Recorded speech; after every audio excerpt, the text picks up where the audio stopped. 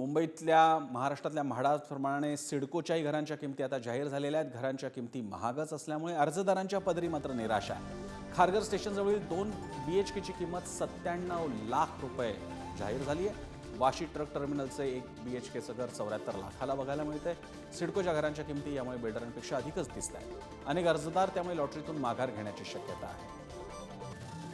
सिडकोने जी आता लॉटरी काढलेली आहे त्याच्यामध्ये वेगवेगळे लोकेशन्स आहेत, ज्याला काही प्राईम लोकेशन म्हणतो, अत्यंत स्टेशनला लागून असलेली जी घरं आहेत ज्यांचा सेल सर्वात जास्त आहे आणि ते प्राईम लोकेशन मानले जातात, म्हणून ती जागा सुद्धा त्याच पद्धतीने घेतली गेलेली आहे।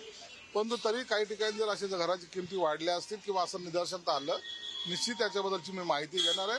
आणि आम्ही नफा कमावणारी कंपनी नाही तर सर्वसामान्यांना घर देणारी आहोत, म्हणून त्यासाठी योग्य तो निर्णय निश्चित घेतला जाईल। दरम्यान हे दर कसे आहेत पाहूयात ग्राफिक्सद्वारे। सिडकोच्या घरांच्या किमती मानसरोवर रेल्वे स्टेशन LIG म्हणजे लोअर इन्कम ग्रुपसाठी अत्यल्प उत्पन्न गट 41.90 lakh. Khandeshwar railway station Kharghar section sector 1A LIG 97.2 lakh 97.20 lakh. Panvel bus terminus 25.10 lakh. Kharghar bus terminus 48.30 lakh. Taloja sector 37 जवळपास 34.5 ते 46 लाख। जर का LIG सारख्या सेक्शनसाठी इतक्या जास्त किमती असतील तर सर्वसामान्यांनी काय करावं? खारकोपर 2A या विंगमध्ये EWS साठी आर्थिकदृष्ट्या जे सक्षम नाही आहेत अशांसाठी 38.60 lakh. Kharkopar 2B 38.60 lakh. Kalamboli bus depot 41.90 lakh. Bamandongri 31.90 हजार। तर या अशा प्रकारे ह्या किमती दाखवल्या जात आहेत।